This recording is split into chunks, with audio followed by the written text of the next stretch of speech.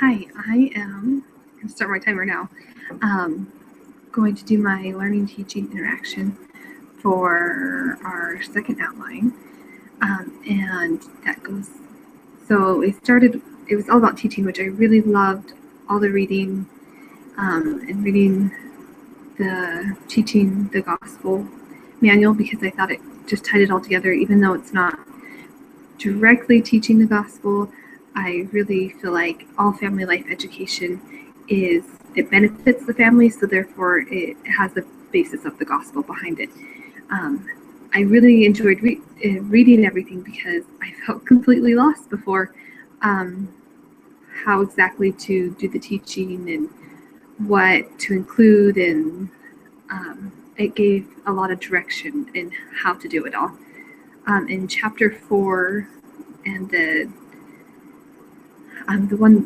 thing that I really liked is when they said balance between leader and participant does not necessarily mean equal time. Instead, it suggests that each involved in ways that advance the learning. In the early stages of a class, the leader may need to take more initiative, and then as participants become more comfortable, they may contribute more and more to the class. I really like that because I think we're all trying to find this balance between teaching and lecturing and having a lot of participation. And I think that as we find this balance and as we encourage the participants to participate, that they will take charge of their learning and the knowledge and skills that they'll be able to benefit from it. Another thing that I liked from that chapter was that they were talking about stories and the importance of stories and how it's a great teaching tool and can make your teaching more effective. In my child family and advocacy class, that's like a huge thing that we have been focusing on is the teaching through stories and really being able to be relatable to other people. And the other thing from that was the importance of knowing what you're going to teach, really knowing the subject matter. President Ezra Taft Benson said, "Before you can strengthen your students, it is essential that you study the doctrines of the kingdom and learn the gospel by both study and faith." And again, I think that anything related to the family is related to the gospel because it is strengthening the family foundation, which is the foundation of the gospel. So I think it's really important that you can really know your topic so that you can rely on your faith and that have the Spirit with you to help teach you.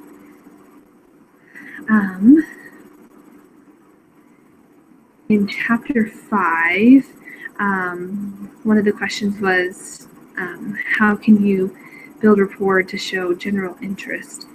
And I think that by really getting to know your participants, I think that's a big theme throughout the whole thing, is you really need to know your audience and understand them and get to know them and talk to them, treat them like real people. They are real people.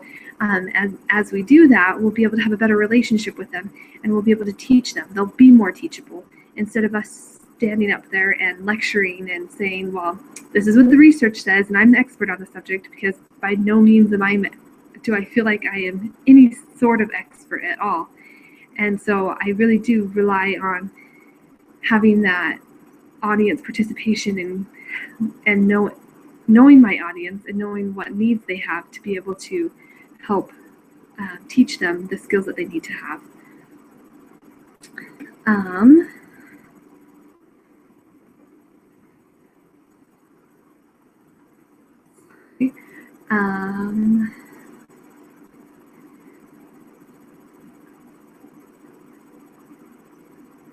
The principles that they went through, man, there are so many great ones. It was hard to pick out just one or two. I think the setting is really important because you want to be able to have an inviting setting, something that's comfortable. If it's an uncomfortable setting, if they don't feel like they're wanted or invited into whatever setting you have, they aren't going to want to be there, and it's going to be hard for them to learn from you if they are thinking about how uncomfortable and how much they don't want to be there. Another principle that I really liked was that it's important to know all the material and then decide what you should teach the participants. You can't teach them everything that you know, so you had to pick and choose the most important things. And by knowing all the material and knowing your audience as you're teaching, and you're guided by the Spirit and guided by the participants and the discussions, then you'll be able to know what to teach them and what information that they are needing to know.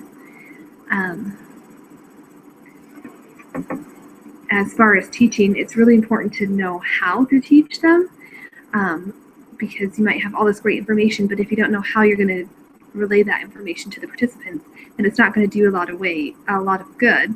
And I liked all the different ways that they suggested. But again, you have to know what you're going to teach and how to teach it so that you are prepared for that. If you're going to have a group discussion, you need to have questions that you're going to ask. If you are going to have role playing or scenarios, then you need to have that prepared ahead of time. And then in the last one that we did,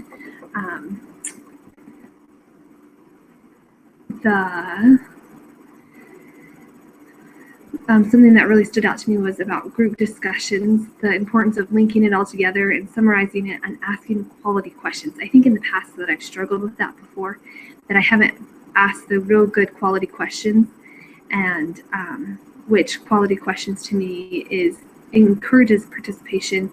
This is to me after learning about it, learning participation, or asking them to relate it to their lives, asking them to compare things, to summarize the teachings that they've had. And I think that will help with the group discussions going on. The importance of stories, it shows that you're real and you're relatable and that you're all in this together. I think that is really important with the presenter, that they don't feel like they're better than anyone. They may not feel that way, but they have to really relate to the audience and let them know that, hey, I have struggles too. I'm not, like, my topic is marriage. I don't have this most perfect marriage ever. It is a work in progress, and we are working, and we can do this together. Let's learn together and let's help each other out. And I think that really benefits in the teaching, that you are working together on it.